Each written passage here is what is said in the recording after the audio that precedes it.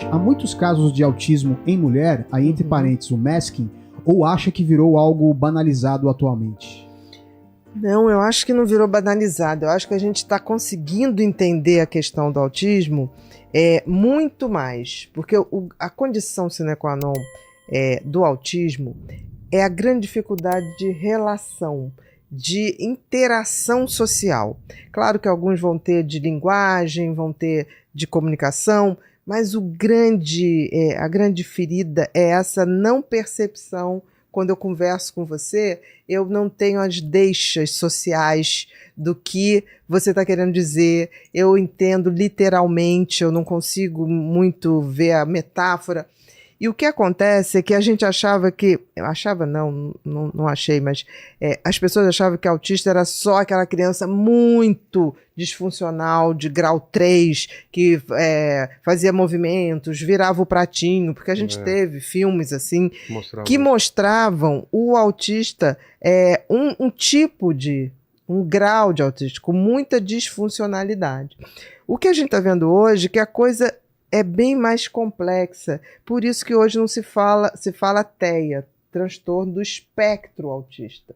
Porque você tem um espectro, você tem pessoas extremamente funcionais, mas que têm uma grande dificuldade de relação. Mas são excelentes alunos, são produtivos, mas você se depara com coisas do tipo, a pessoa não sabe se comportar quando você diz que, tipo assim, olha, eu tô muito triste, não sei o que lá, a pessoa fica olhando para você e ela não consegue fazer um contato, tipo, não, conta comigo.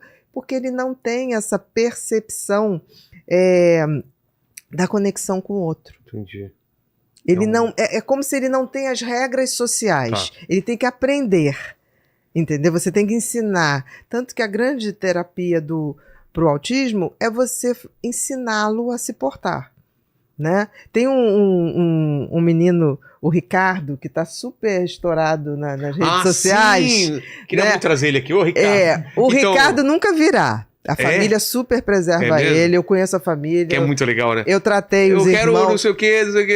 Ricardo. O Ricardo é isso. E o Ricardo foi um caso maravilhoso de sucesso, porque a Dalva, a mãe dele, tem 4 filhos, ele foi o primeiro. E a Dalva está com 60 e poucos anos.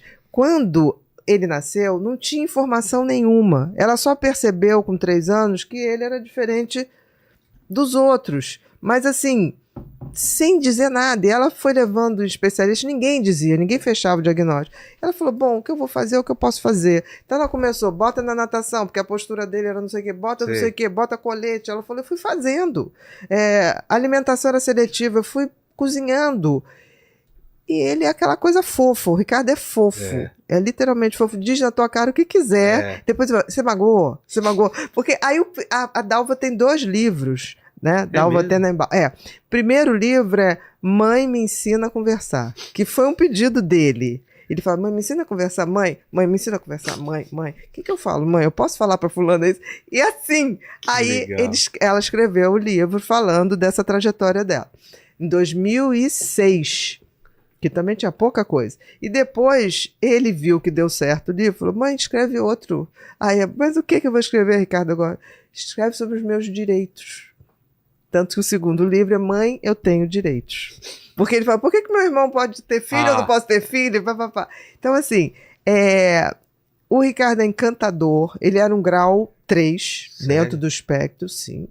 O Ricardo teve que... Ele saiu da escola, ela tirou, porque ele não conseguia assistir a aula, ela alfabetizou ele em casa, contratou para alfabetizar em casa, ele é nadador do Flamengo, ela fez uma coisa que eu acho que, cara, ninguém faria, eu não sei que mistura foi aquela, e a Dalva tem TDAH, agora você imagina uma TDAH que mistura boa, mas deu certo, e assim, é uma família muito querida, assim, o irmão, já foi feito, tipo assim, quem vai ficar responsável pelo Ricardo, a questão de não ter filhos, tudo foi feito pensando nele, então já tem o irmão que vai assumir, que já deixou claro, ele mora comigo, né, e a mulher desse irmão também, tudo muito... E a coisa mais bonitinha, e eu entrevistei a Dalva, e ela falou assim, Bia, agora eu ensinei ele a lavar roupa na máquina de lavar. E aí, por quê? Eu falei, porque quando eu não estiver mais aqui, ele vai para casa do irmão, ele tem que dar o mínimo trabalho. Ele fica, venha ver se eu estou fazendo certo, olha a roupa. Aí disse que ele agora lava a roupa da casa inteira. Aí ele pega as roupas secas e vai de quarto em quarto. Esse é seu, esse é seu, agora você passa. Que legal. Então, assim, que amor possível, é esse, né? De... Que amor que é, quando eu não mais estiver aqui, ele tem que estar preparado para a vida.